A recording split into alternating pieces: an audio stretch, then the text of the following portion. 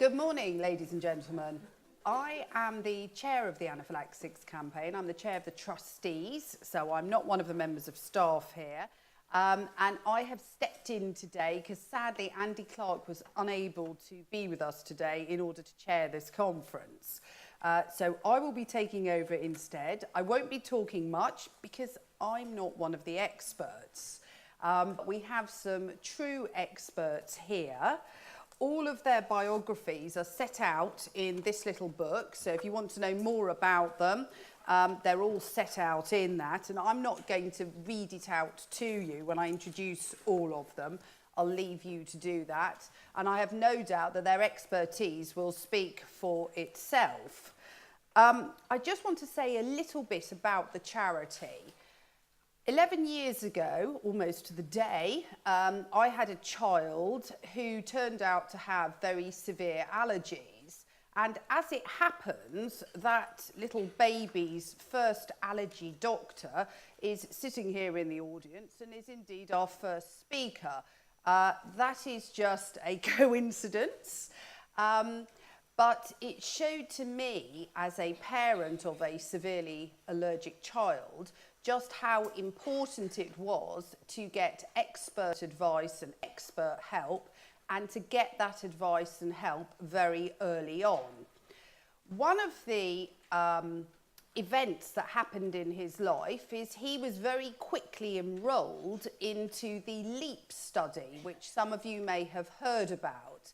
It was a study to see, as George will be telling you all about, whether if you avoided or you ate peanuts, you were more or you were less likely to develop an allergy.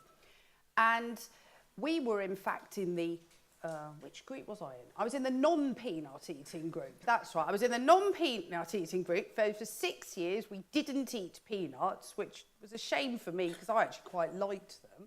Nor were we allowed to have them in the house. And I remember at one point, rather amusingly, we were offered a free vacuum cleaner because they wanted a sample of the dust in our house to check whether we were in fact a peanut-free environment. And we were offered a free vacuum cleaner for this.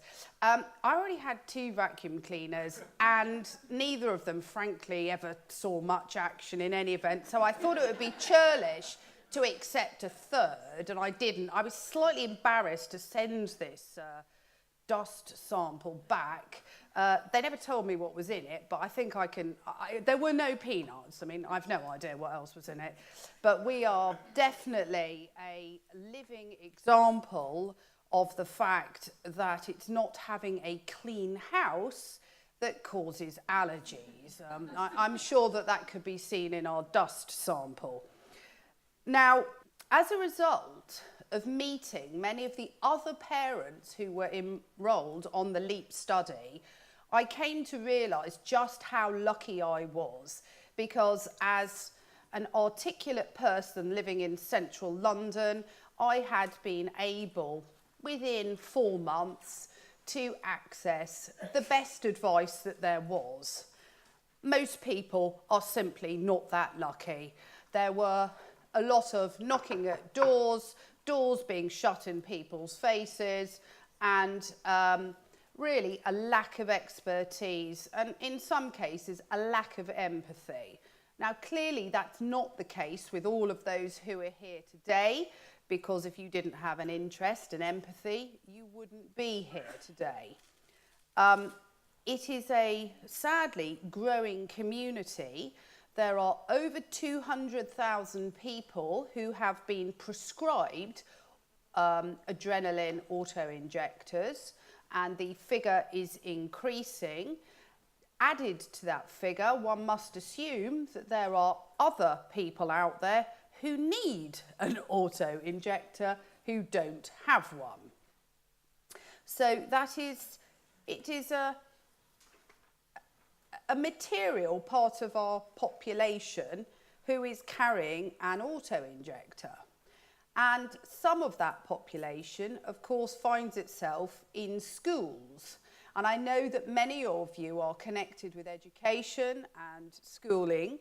And we are very pleased that you are here, because one of the things that the Anaphylaxis Campaign has done, and which I'm most proud of, is it has campaigned and changed the law so that auto-injectors, generic ones, can be held in schools.